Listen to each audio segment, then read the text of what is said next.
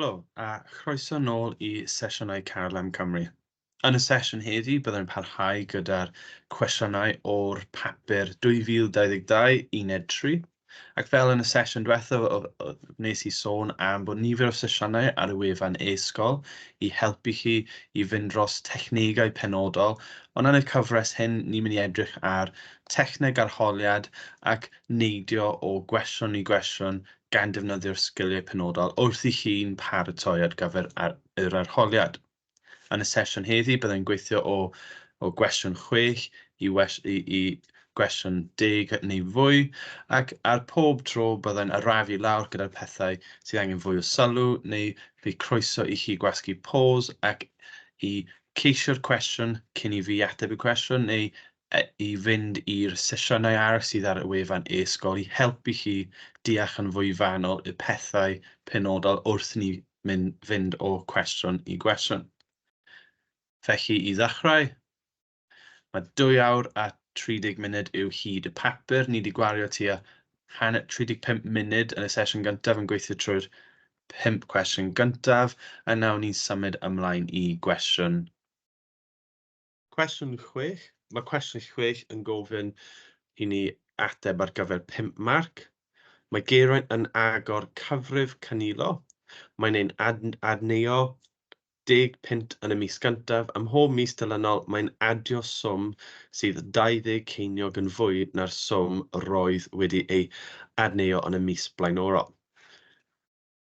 Darganfyddwch y swm mae Geraint yn adneo yn y cyfrif canilo yn y flwyddyn gyntaf yn 12 fed mis gyntaf. Felly, os ni'n ystyried beth sy'n digwydd fan hyn, yn y mis gyntaf, ni'n gweld gwerth o 10, yn yr ail mis, ni'n adio 10 punt 20. Felly, beth ni'n gweld fan hyn yw cyfres rifyddol, oherwydd mae'n codi 20 ceiniog pob tro, ac ni'n dechrau gyda gwerth A. Felly, os ni'n ysgrifennu A, sef y rif gyntaf, y term gyntaf o 10 punt, ac bydd dy yn cynrychioli'r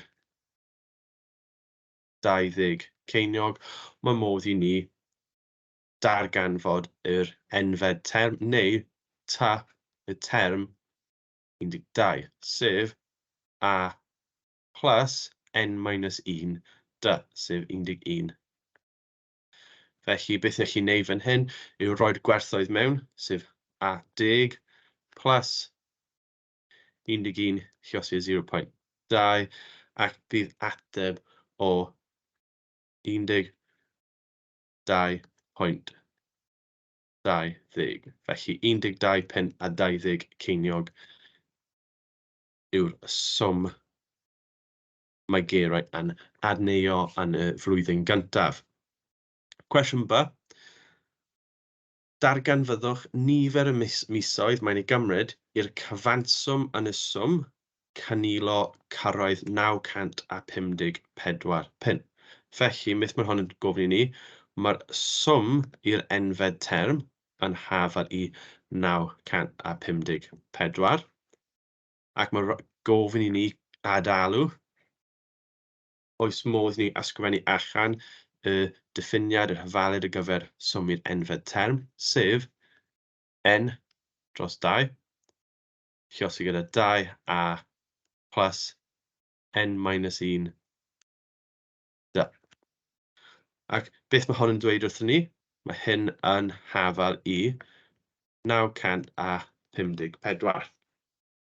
Felly, mae modd i ni darganfod beth yw gwerth a ac n, ac darganfod y nifer y misoedd trwy chwilio ar gyfer gwerth n. Felly, Sn yn hafal i n dros 2, 2a plus n-1 dy. Ni gallu mewnbynnu'r gwerthoedd ar gyfer a a dy fan hyn. Felly, mae n dros 2, 2 lluosi gyda a, felly 20, plus n-1, a i ni cadw n-1 fel mae, ond bydd dy yn hafal i 0.2. Mae hyn i gyd yn hafal i 954, Ond os ni'n symleiddio, ni'n gallu llosi draw gyda'r 2 i cael gweld ar y rhannu gyda'r 2 fan hyn. Os fi ddim yn neud ar llinell newydd i cadw digon o le i ddangos y waith, mae 2 llosi 954 yn hafel i 1908. Felly mae modd i ni agor y cronfach yn lot fwy taclus fan hyn. Felly 20 llosi n yw 20n plus n llosi 0.2 llosi gyda n yn hafel i 0.2 n wedi sgwario. A mae'r term olaf o minus 1 llosi 0.2 llosi n yw minus 0.2 n. I gyd yn hafel i 1908. Os ni'n gweld y patrwm fan hyn, mae lot o gwestiynau yn gofyn i ni ddatrys yn y ffurf ax² plus bx plus c mwyn ddatrys termau. Beth ni'n gallu gwneud fan hyn yw aildrefnu i'r ochr chwith i cael popeth yn hafel i 0. Felly, ni'n gallu sgwennu 0.2 n wedi sgwario plus 19.8 n minus 1908 yn hafel i 0. Felly, ni at y pwynt nawr ble ni gallu ddatrys ar gyfer gwerth n. Felly bydd 2 gwerth n gyda ni, ac bydd amlwg bydd un o'r werthoedd yn cyfateb i ateb go iawn, efallai bydd un werth yn negatif neu ddim yn synhwyro i'r cwestiwn.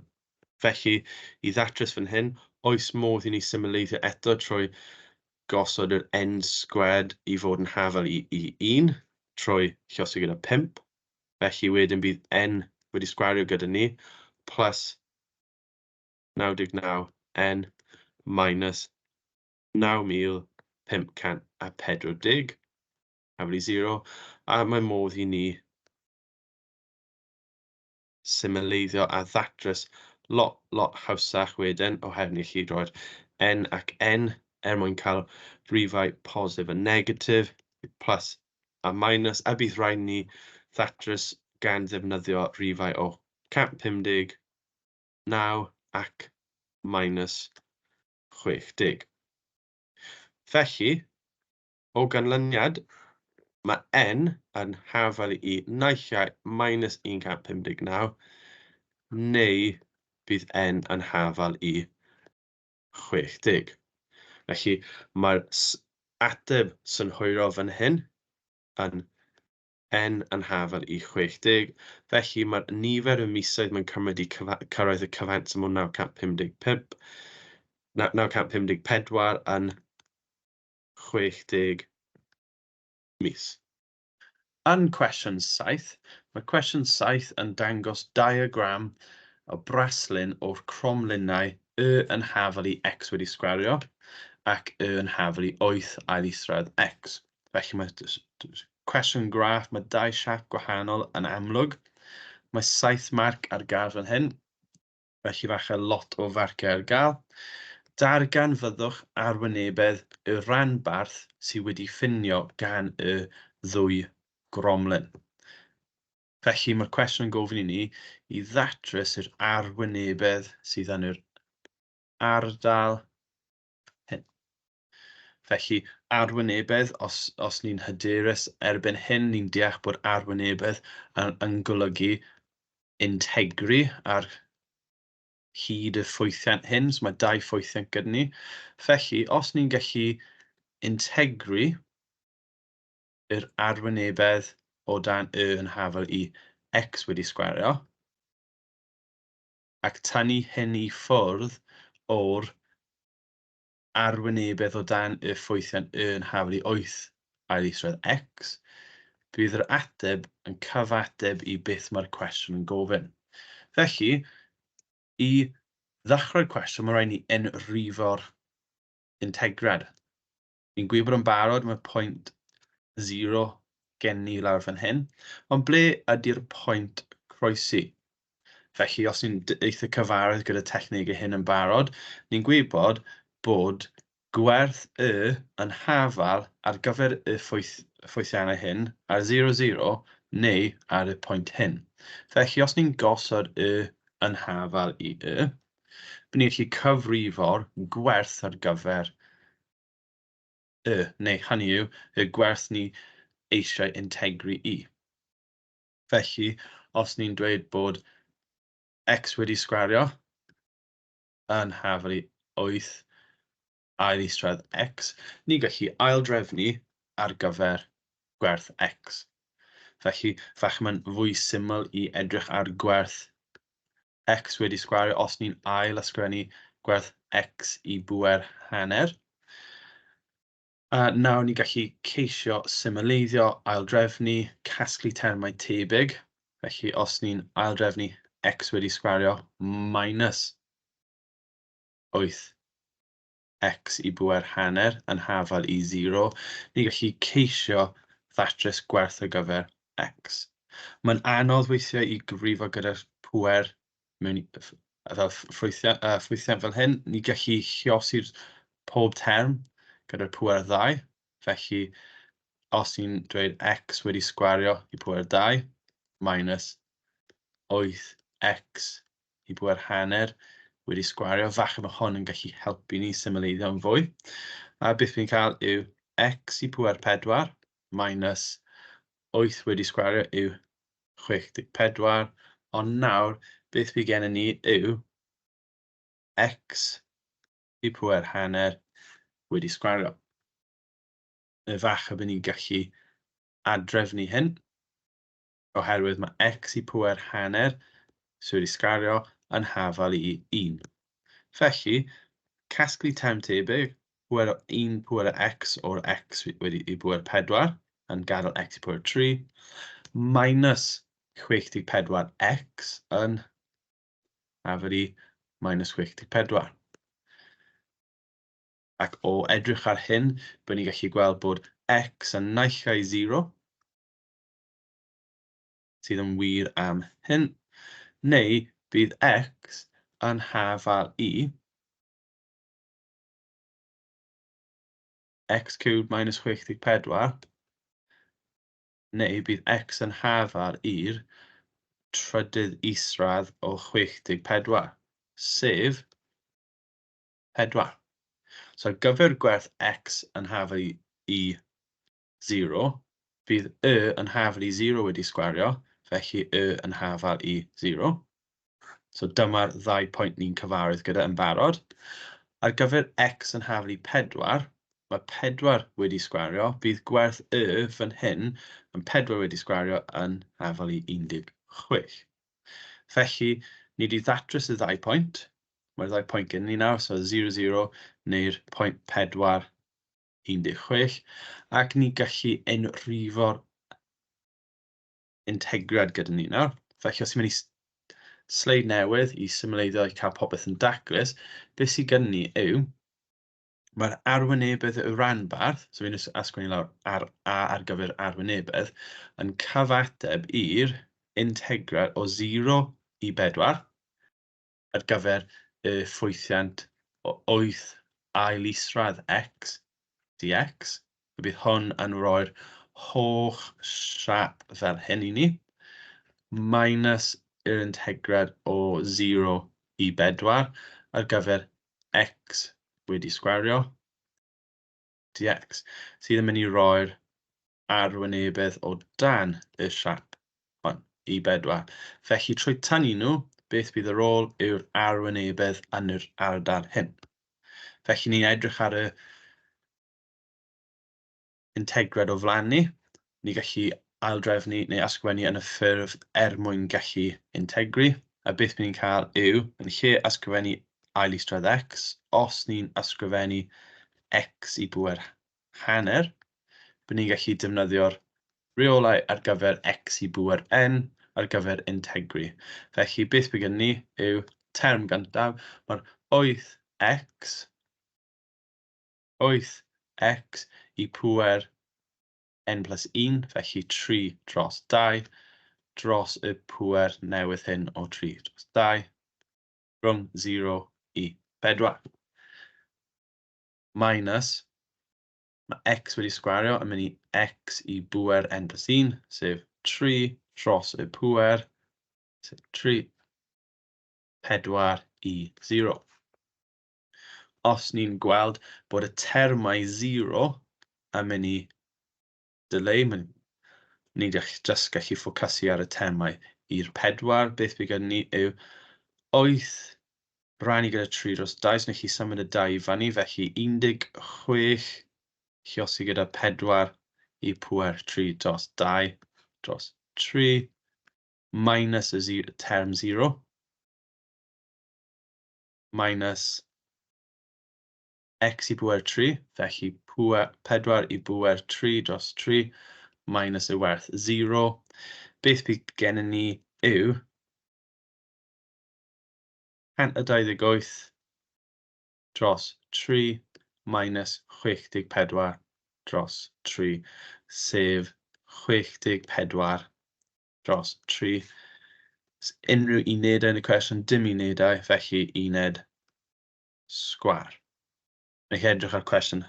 Hyn cwestiwn diddorol oherwydd mae hwn yn dangos bod y arwynebedd y ddwy yn cael ei torri mewn hanner, just cwestiwn ble mae'r ffwythiant yn digwydd i fod yn torri'r siap mewn hanner. Felly cwestiwn diddorol, sgiliau ni wedi defnyddio sgiliau o adnabod bod ni'n gallu rhoi'r ffwythiant yn hafal i gilydd oherwydd mae'r pwynt croesi yw ble mae y yn hafru y, mwyn datrys gwerthoedd ar gyfer y tardd pwynt ac y pwynt croesi, sef y pwynt bwysig, ac ni wedi defnyddio'r gwybodaeth o'r pwynt croesi ar gyfer y 4, so gwerth x ar gyfer yr integri o'r tardd pwynt mwyn ddatrys yr integriad a cael gwerth ar gyfer yr arwynebau sy'n cael ei torri. Y cwestiwn 8 yn gofyn i ni i ddarganfod y 3 term gyntaf yn ehangiad binomiaidd 2 minus x dros ail isradd 1 plus 3x mewn pwerau esgynol x. Nodwch ar gyfer pa ymrediad o werthoedd x mae'r ehangiad yn ddilys. Trwy ysgrifennu x yn haflu 1 dros 22, mae modd i ni ddatrys gwerth ar gyfer ail isradd 22 yn y ffurf a dros b. Felly, mae'r cwestiwn yn gofyn i ni i ddatrys gan defnyddio'r sgil ehangiad binomiaidd ar gyfer hyn.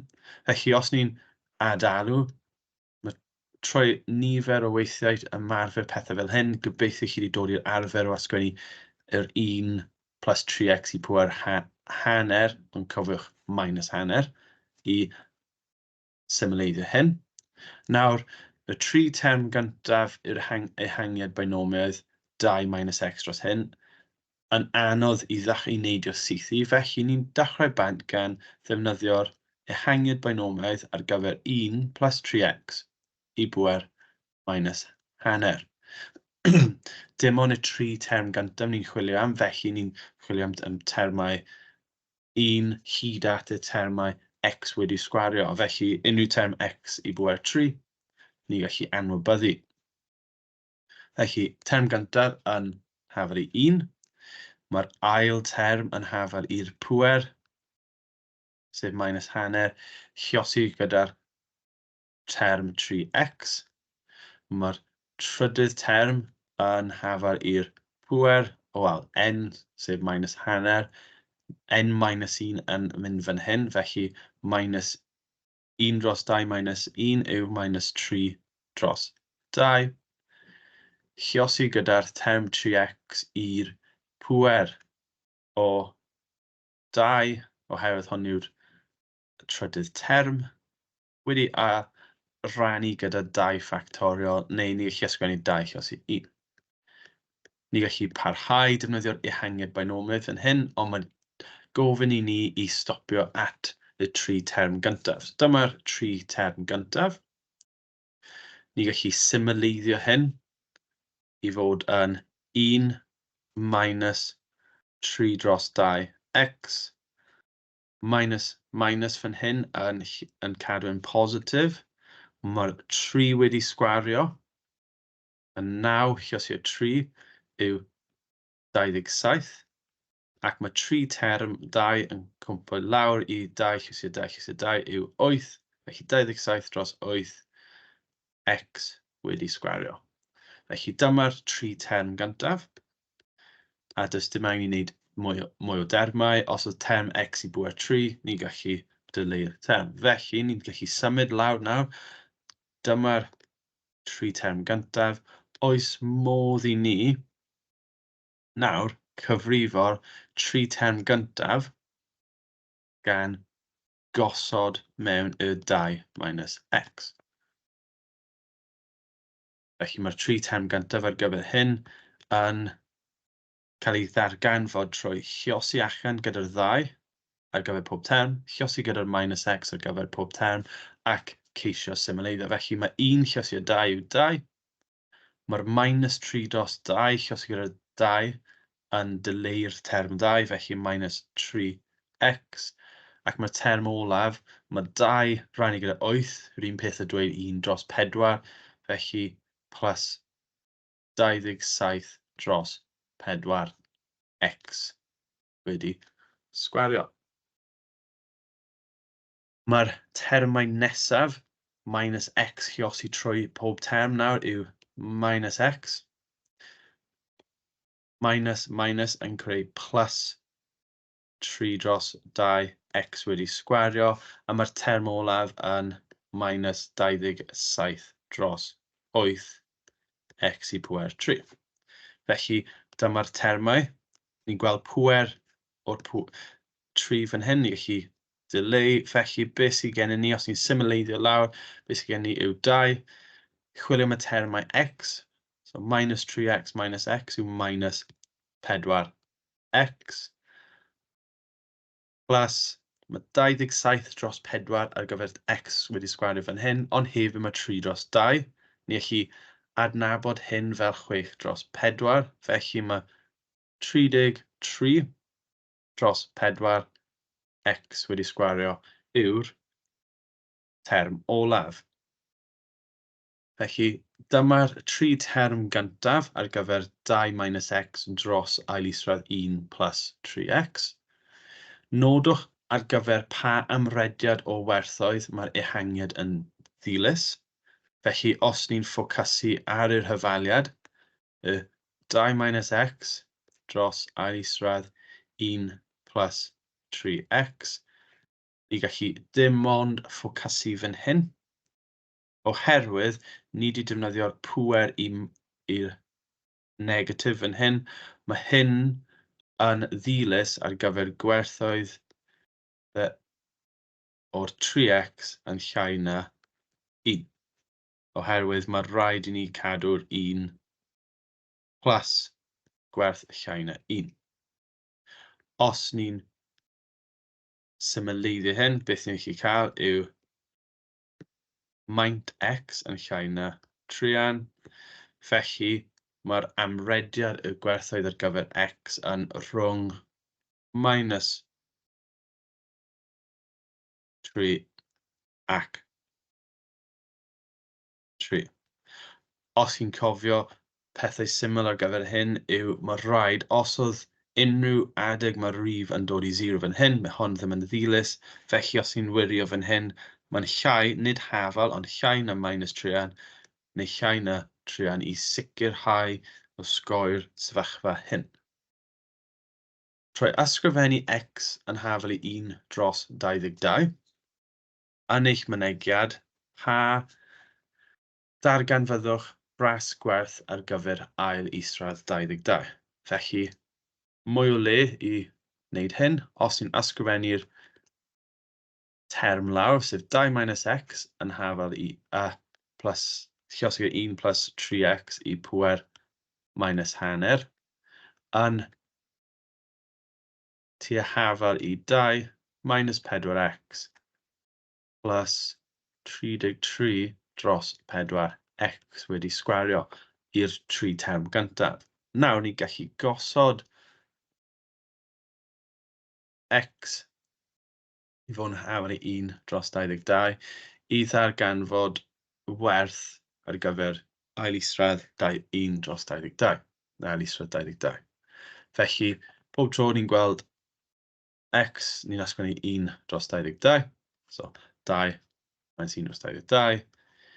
1 plus 3 lluosi gyda 1 dros 22 i'r pŵer minus hanner.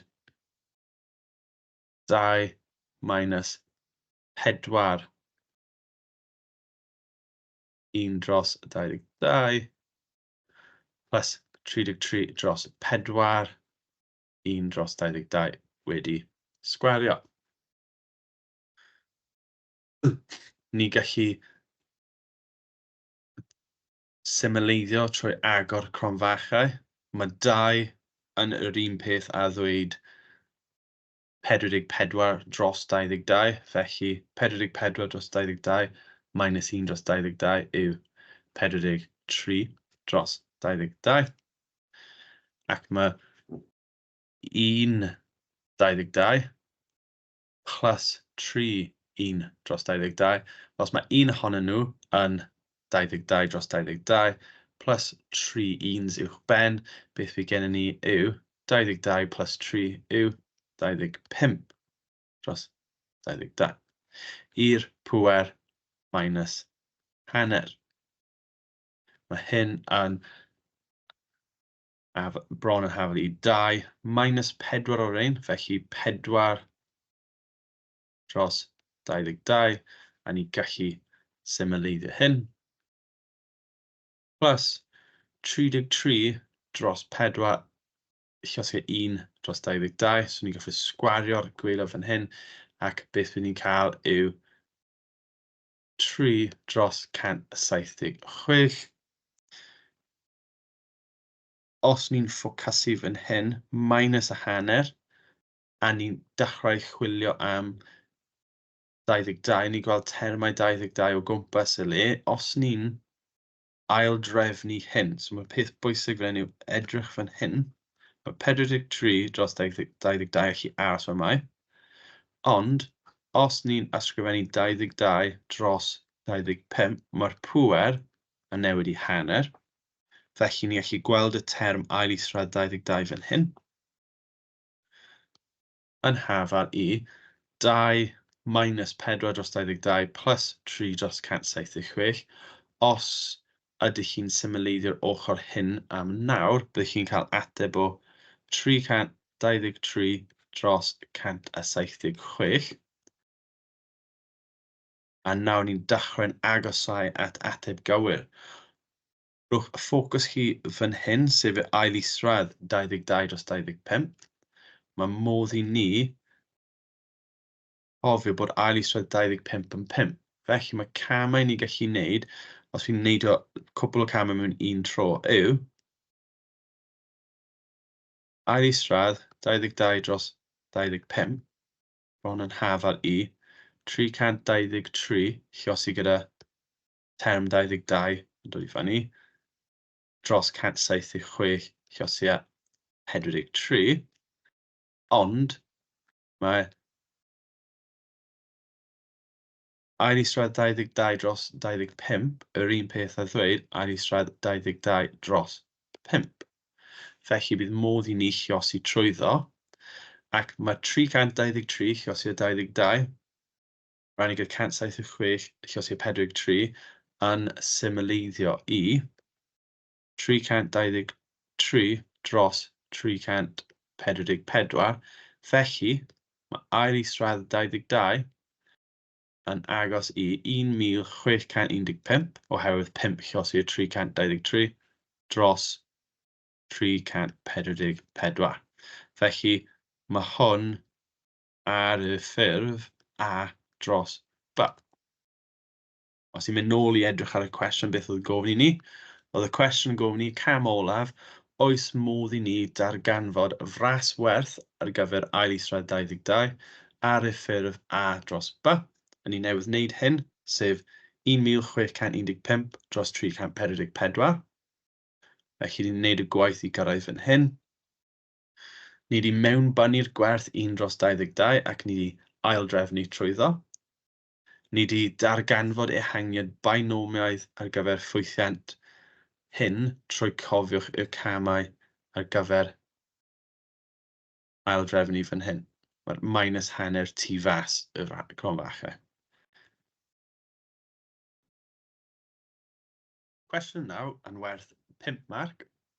Cwestiwn 9 yn gofyn ar gyfer pob un o'r dilyniannau canlynol, darganfyddwch y 5 term gyntaf, hynny yw i berol 1 i berol 5, ac hefyd disgrifiwch ymddygiad pob dilyniad. Felly mae'r cwestiwn A yn rhoi dilyniad syml i ni, sef ffwythiant syn n pi dros 2, ble mae disgwyl ni roi n yn hafel i 1, 2, 3, 4 a 5.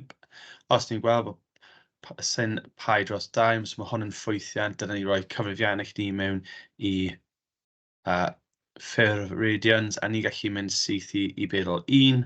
Mae term gyntaf yn mynd i cyfateb i werth n o 1, sef pi dros 2. Felly mae pi dros 2 yn hafel i 1. Os ni'n ailadrodd ar gyfer yr ail term, bydd ni'n cael syn 2 pi dros 2. Felly bydd ni'n cael ateb o 0.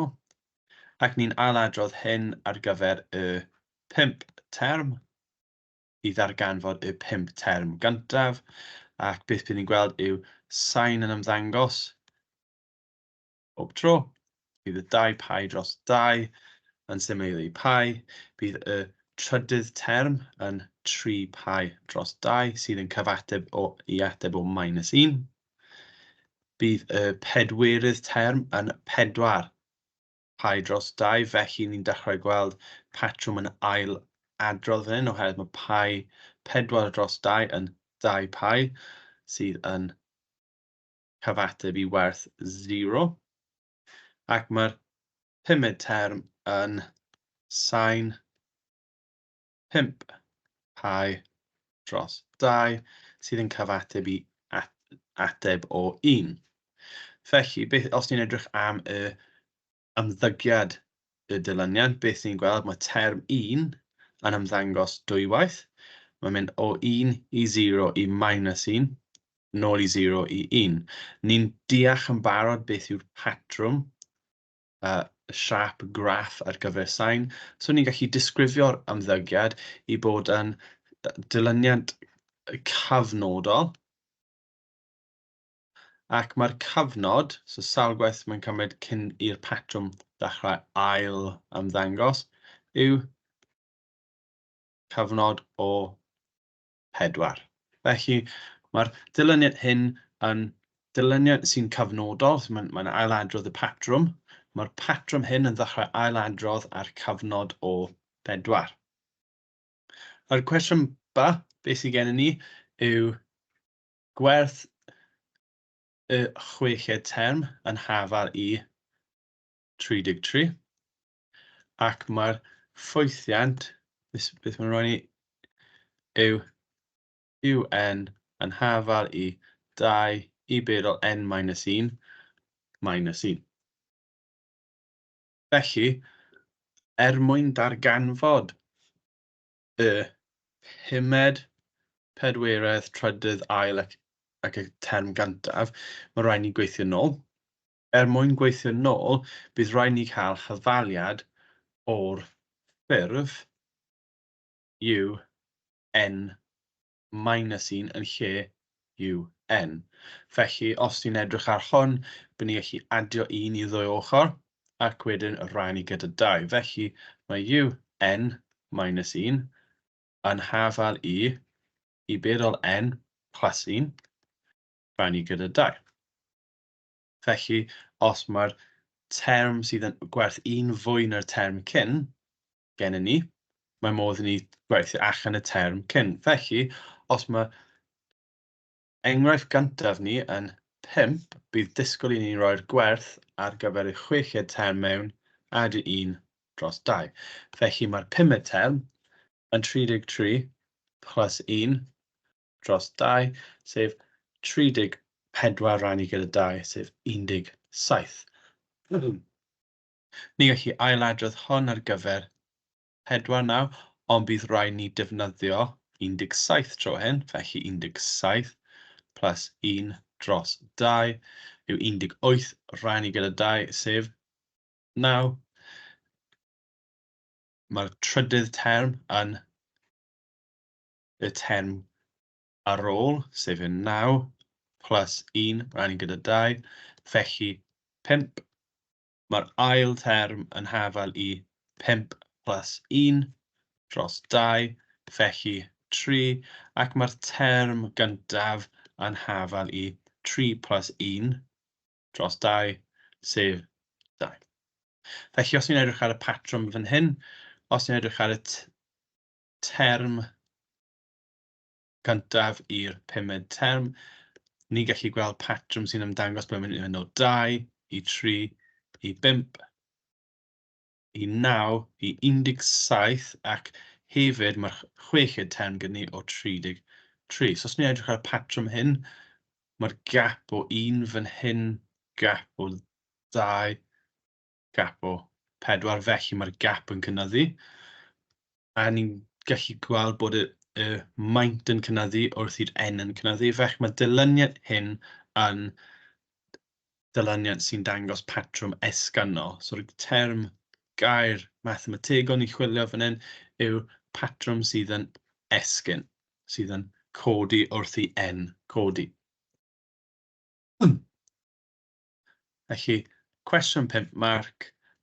Just defnyddiwch y sgiliau mathemategol, dangos yn glir, ac wedyn cydnabod patrwmau. Cwestiwn 10. Cwestiwn 10 yn gofyn ni i ddatrys hafaliad. Does dim lot mwy i ofyn wedyn. Ni wnaethon ni gweld dyma hafaliad. Mae ffwythiant gyda pwerau i 5 fan hyn, rannu gyda 3x plus 2 yn hafal i 0. Oes modd i ni ddatrys gwerth x. So mae 5 marc yn golygu falle bydd nifer o gamau mwyn i ni ddatrys hyn. Ac mae lot o sgiliau gen i ni nawr am sut i ddechrau cwestiwn fel hyn. Felly, i ddechrau tredrych, oes modd i ni symleiddio'r top, neu yn y prawf mwyaf diddorol bydd 3x plus 2 yn ymddangos ar y top mwyn dileu'r ddau sydd yn neud hafaliadau lot hawsach os ni gallu gweld gwared o'r 3x plus 2 sydd yn y ffwythiant hyn. Felly, 6x i pŵer 5 minus 17x i pŵer 4 minus 5x i pŵer 3 plus 6x wedi sgwario.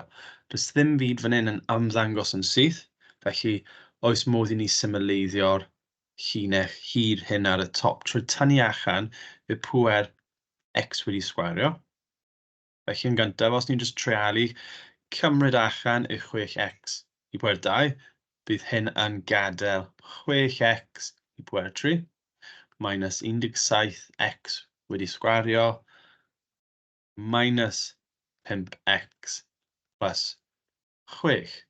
Dechrau gweld nawr, fach mae patrwm bach gen i ni, mae'r werth 2, mae o'r un ffurf yn dechrau ymddangos.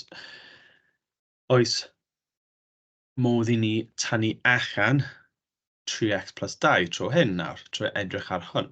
So, cofiwch bod hwn i gyd dros 3x plus 2. Os ni'n ceisio tynnu allan y gwerth ar gyfer 3x plus 2 fan hyn, beth bydd angen arno ni yn y cronfachau i gyfateb i'r pŵer 6x i pŵer 3. Felly, peth gyntaf sy'n amlwg yw yr unig ffordd i cael y 3x i 6x cubed yw i osod 2x wedi sgwario, 2x wedi sgwario, lle sy'n 3x, yn rhoi'r term 6x i pŵer 3. Mae'r term olaf hefyd yn eitha hawdd, mae'r plus 3. Felly os ni'n rhoi plus 3 fan hyn, ond mae'r termau yn y canol yw beth sy'n gallu achosi trafferth i ni. Os ni'n ceisio rhoi minus rhif neu plus rhif mewn, bydd rhaid ni ceisio lluosi allan pob term. Felly, os ni'n gweld mae term x i'r 2 ac x, felly bydd rhaid ni cael term x fan hyn, plus 3. Ond, pa rhif ydyn ni'n treialu? Os ni'n gweithio gyda -7, enghraifft, ni'n gallu gwirio yn gyflym. Ni'n gweld y term o 3 lluosau 7x yn rhoi -21x plus 14x yn cael ei dileu. Mae'r plus 2 lluosau plus 3 yn rhoi'r term arall i ni. Mae'r plus 2 plus 2x yn symleiddio. Felly, beth sydd gen ni nawr yw term 3x plus 2 sydd yn dileu. Os ti'n ysgrifennu hwn allan ar llinell newydd o x wedi sgwario, lluosi gyda 2x wedi sgwario minus 7x plus 3. Mae hyn yn hafel i 0. Felly, os ni'n cam olaf yw i symleiddio unwaith eto i ddangos gwerthoedd posib ar gyfer x, beth ni'n gallu cael yw cadw'r 2x ac x, rhifau sy'n lluosi i adio i plus 3, sef -1 plus 3. Felly mae'r gwerthoedd sydd ar gael yn 0. Mae x wedi sgwario, sef x lluosi a x, felly 0, 0. X yn hafel i 1, 2x yn hafel i 1, felly mae x yn hafel i 1 dros 2. Ac ateb olaf yw nid plus 3 fan hyn, -3, felly plus 3. Cwestiwn 10, 5 marc. Mae lot o waith yn mynd mewn i'r cronfachau fan hyn. Dyna beth bydd yn cymryd lan lot o amser chi. Ond y moment chi'n gweithio trwy hyn i ddatrys term 3x plus 2, mae'r camau nesaf yn lot gyflymach. Ond jyst parhau a brwydro dros darganfod y term hyn mwyn symud i'r camau nesaf.